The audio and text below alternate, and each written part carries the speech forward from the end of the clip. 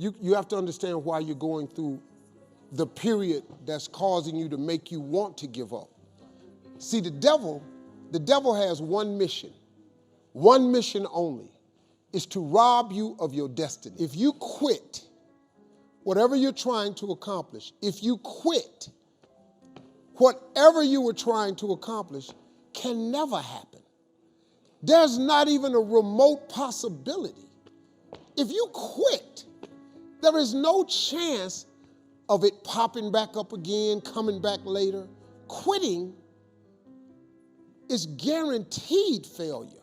That's the devil's only job.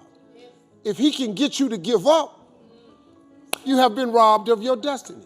As you have aspirations, you got to understand that the devil understands your aspirations too. The devil's job is to rob you of your destiny.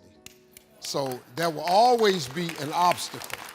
So if you're waiting on the right time, you'll never make the move. You have to go. If he can get you to become a criminal, he robs you of your destiny. If he gets you to never follow your dream, chase your dream, he robs you of your destiny. If he causes you to think that this is all my life is, he has caused you to rob you of your destiny. This is yours. You're the captain, you're the master, you're the foreman, you're the general, you're the head. Don't give control of this to nobody, especially the devil. The difference between successful people and non-successful people is what goes on in between here. That's it. They're not smarter than you. God don't love them more than he loved you. It's just that they thought themselves into a different position. And that's all. You have to master this. When you have thoughts that are negative, that's not God. That's Satan. He's doing everything he can to keep you from being who God made you to be. You got to get focused, man. Do not let Satan come in here and function and operate, because he has one mission: to keep you off course, to make you not think it's possible. That's his only job. So he has a lot of people that work for him full time. They're called haters. I have lots of haters. They on the internet all the time. But who are they though? They don't even know me. People who are haters on the internet, I call them thumb gangsters. They just typing shit. Their little punk got a private page. They saying shit about, they don't even know me.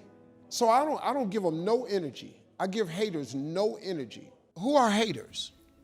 Haters are not shakers and movers. They're not power brokers, and they're not decision makers.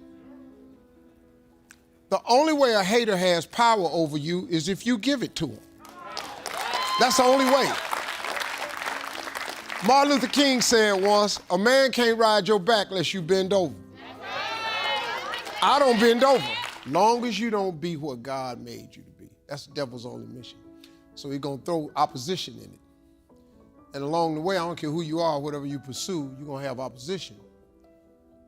But your goals and dreams have to be bigger than your problems. And I always just kept big aspirations and dreams. And then when I ran into problems, and I ran into some big ones.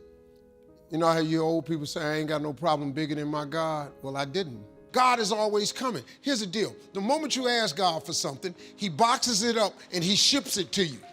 Here's the problem with the package. He never gives you the date that it's going to arrive. It's going to come, he just don't tell you when. If he told you when, it would destroy the relationship that's required to have an abundant life, which is faith.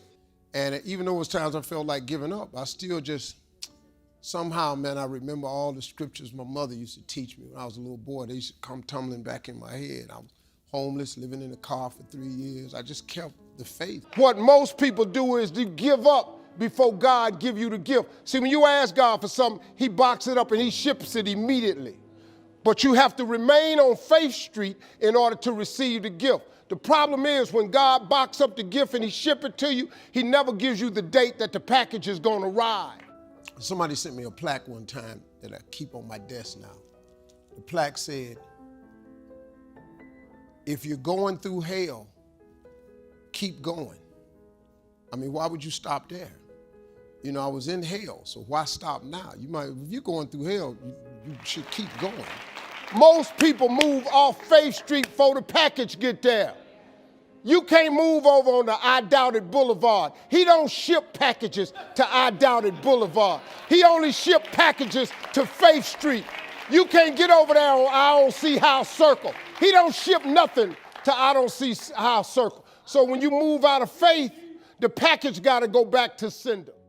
I kept telling them $25 jokes till they started paying me $250 a night. I kept telling them $250 jokes till they started paying me $25,000 a night. I kept telling them $25,000 jokes till they started paying me $75,000 a night. Then I told them jokes for $75, then they started paying me $125 a night. If you make one step, he'll make two. And don't worry about where you're going with it. Just get started. He'll show you the way to go because he wants you to get to your destiny. But he got to make sure that you want to get to your destiny first. If you tell him you want to get to your destiny, that God you serve, he going to show you how to do it. You can believe that. Don't forget to pray. Don't be ashamed to pray. And don't ever be too proud to pray because prayer changes things. Thank y'all.